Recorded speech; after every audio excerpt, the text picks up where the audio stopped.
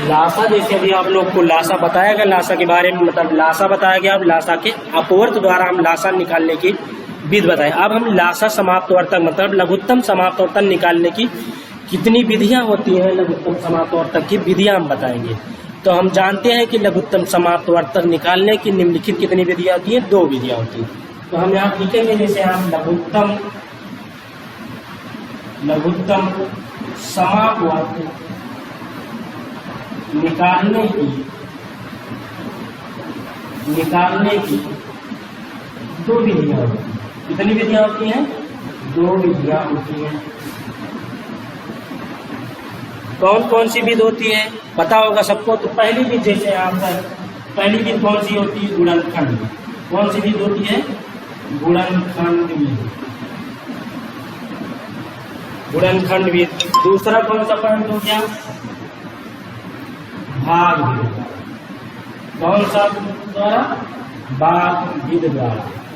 तो हमें पता होता है कि लासा निकालने की 2 विधियां होती है। कौन कौन सी होती है, गुणनखंड विधि और भाग विधि। तो गुणनखंड विधि में क्या होता है, गुणनखंड में जो भी संख्या रहता है उन सभी प्रत्येक संख्याओं को हम क्या निकालते हैं, अपवर्त निकालते हैं, जो कि क्या होती है, अन्य संख्याओं से पूर्णतः विभाजित हो जाती हैं। तो ऐसी संख्याओं को हम क्या कहते हैं, गुणनखंड कहते हैं। जैसे कोई संख्या लिया गया यहाँ पर, क्या लिया गया, जैसे हम 12 लेते हैं और 16 लेते हैं।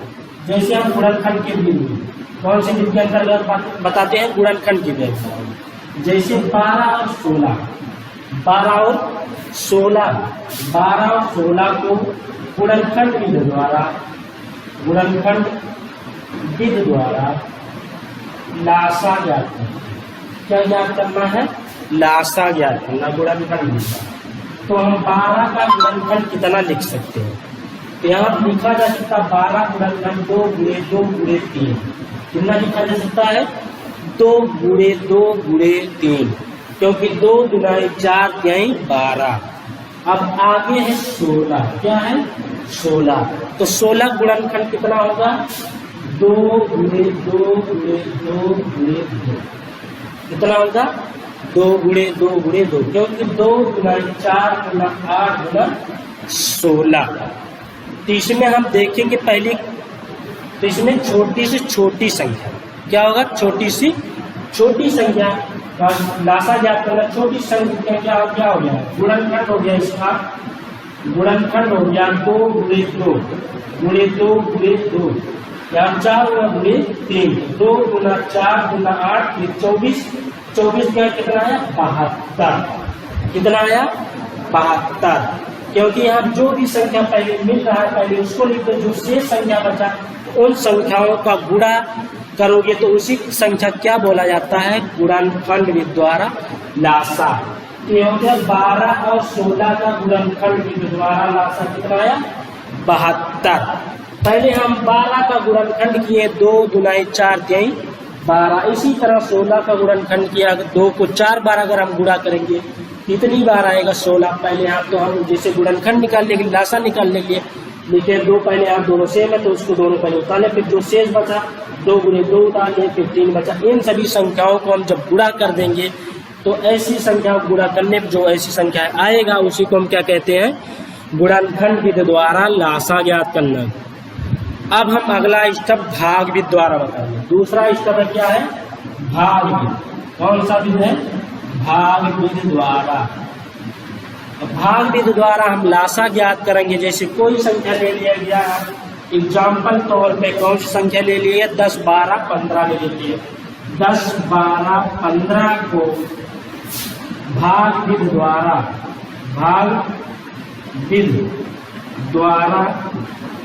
लासा ज्ञात करना है। क्या ज्ञात करना है, लासा ज्ञात करना है। किसके द्वारा, भाग विधि द्वारा। तो हम यहाँ लिखेंगे 10 12 15 को भाग विधि द्वारा लासा ज्ञात करेंगे। इसी को हम भाग विधि द्वारा लासा कहते हैं। जैसे पहले छोटी संख्या से काटते हैं, पहले छोटी संख्या से काटेंगे।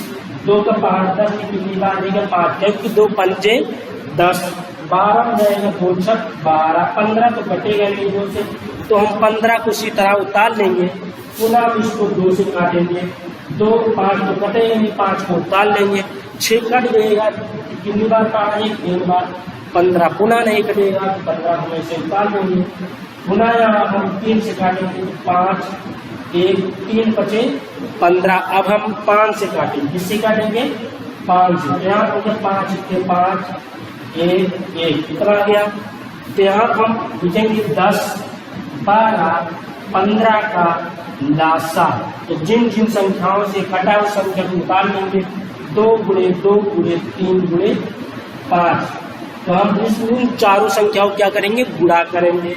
2 गुना 4 12 12 पंजे 60। तो हमें पता चल गया कि मतलब 10 12 15 का लासा कितना आया, कितना आया 60 आया। इसी को हम इसी को हम 10 12 15 को हम गुणनखंड के द्वारा भी दिखा दे रहे हैं। गुणनखंड भी के द्वारा हम इसको दिखा देंगे। जैसे 10 को लिखा जा सकता है कितना, 2 गुणे 5। कितना लिखा जा सकता है 2 गुणे 5। 12 लिखा जा सकता है 2 गुणे 2 गुणे 3।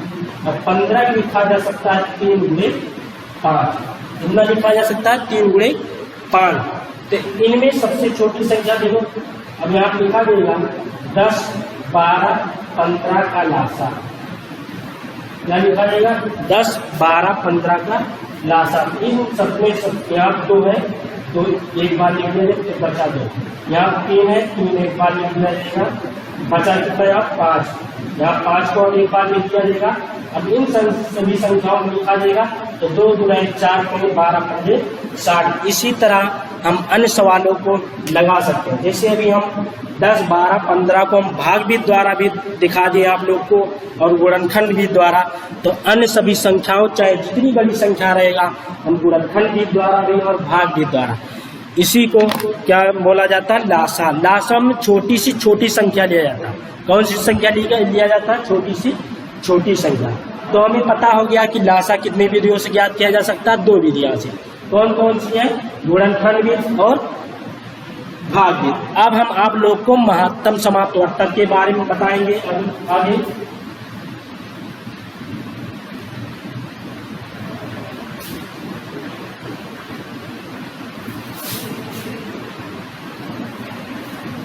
अब हम आप लोग को किसके बारे में बताएंगे, मासा के बारे में। महत्तम समाप्तवर्तक, महत्तम समाप्तवर्तक।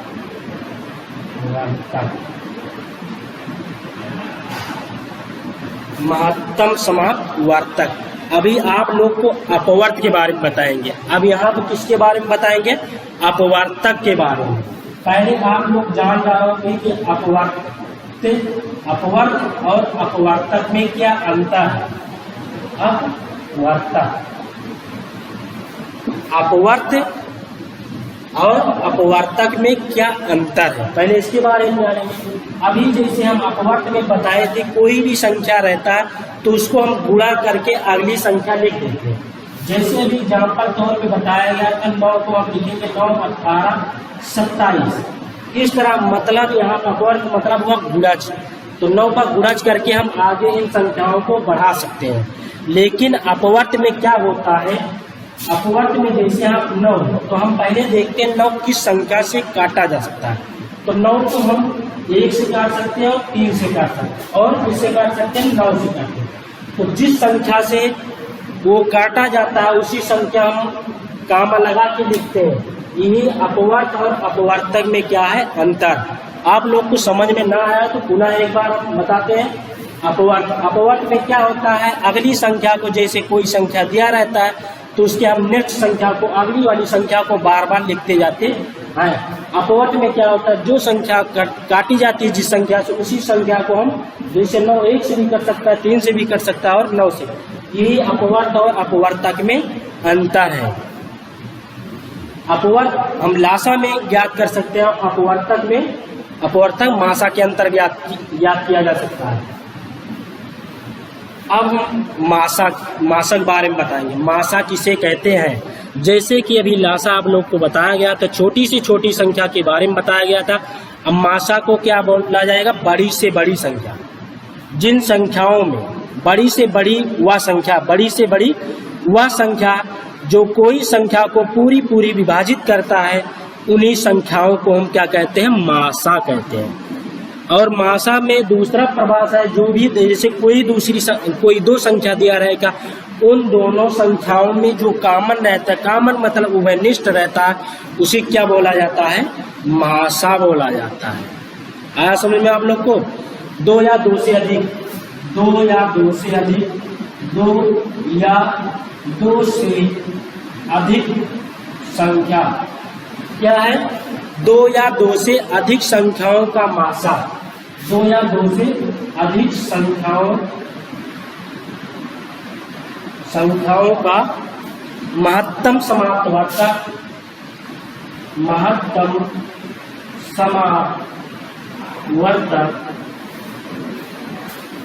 महत्तम समाप्तवर्तक बड़ी से बड़ी संख्या, बड़ी से बड़ी संख्या, बड़ी से बड़ी संख्या जो उनमें से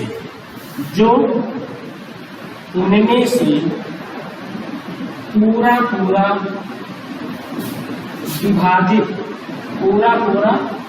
विभाजित हो जाती है, तो उन संख्याओं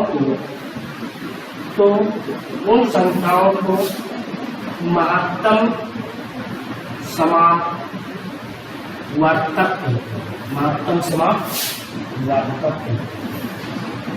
इसमें केवल थोड़ा सा अंतर है। जैसे लासा में छोटी छोटी था, इसमें बड़ी से बड़ी संख्या या उभयनिष्ठ होता है। पुनः मासा के बारे में जानेंगे, आप लोग के बारे में बताएंगे। मासा के बारे में दो या दो से अधिक क्या होता है? दो या दो से अधिक संख्याओं का महत्तम समाप्तवर्तक बड़ी से बड़ी संख्या को जो उनमें से पूरा विभाजित करता है या जो उन संख्याओं में उभयनिष्ठ होता है, तो ऐसी संख्याओं को हम क्या कहते हैं? महत्तम समाप्तवर्तक या मासा। जैसे एग्जाम्पल तौर पे हम ले लेते हैं, एग्जाम्पल तौर पे कोई संख्या लेते हैं 8, 12 और क्या होता है 16। 8, 12, 16 का मासा ज्ञात है। क्या ज्ञात करते हैं? मासा ज्ञात करते हैं। तो यहाँ पर हम 8 को हम पहले आप और के बारे में लिखेंगे। 8 को लिखा जा सकता है 2 गुणे 2 गुणे 2, 2 गुना 4 गुना 8। ऐसे 12 लिखा जा सकता है 2 गुणे 2 गुणे 3, 2 गुणे 2 गुणे 3। अब यहाँ पर 16 लिखा जा सकता है 2 गुणे 2 गुणे 2 गुणे 2। तो यहाँ पहले देखा जाएगा, बताया गया वह बड़ी से बड़ी संख्या जो कॉमन रहता है। तो यहाँ ये वाला पद कॉमन है और ये वाला पद कॉमन, और कोई पद कॉमन नहीं। ऐसी संख्या जो तीनों पद में मिले, जो तीनों पद में, क्योंकि यहाँ 3 पद दिया है 8, 12, 16, जब तीनों पद में जो संख्या मिलेगा तभी वो क्या कहलाएगा? मासा। तो यहाँ 2 पद मिल रहा है 2 गुणे 2, तो यहाँ लिखा जाएगा 8, 12, 16 का मासा क्या हो जाएगा? 2 गुणे 2 गुणे 2 बराबर कितना है? 4। तो हमें पता हो गया 8, 12, 16 का मासा कितना हो जाएगा? 4 हो जाएगा। तो इसी तरह हम अन्य सभी संख्याओं का मासा ज्ञात करेंगे। अब मासा के बारे में, मासा भी कितने प्रकार के पाए जाते हैं, हम आप लोग को अन्य दूसरी वीडियो में जब इसके आगे वाला स्टेप बताया जाएगा, तो उस अगली वीडियो में आप लोग को हम मासा के बारे में बताएंगे, मासा कितने प्रकार के होते हैं या पाए जाते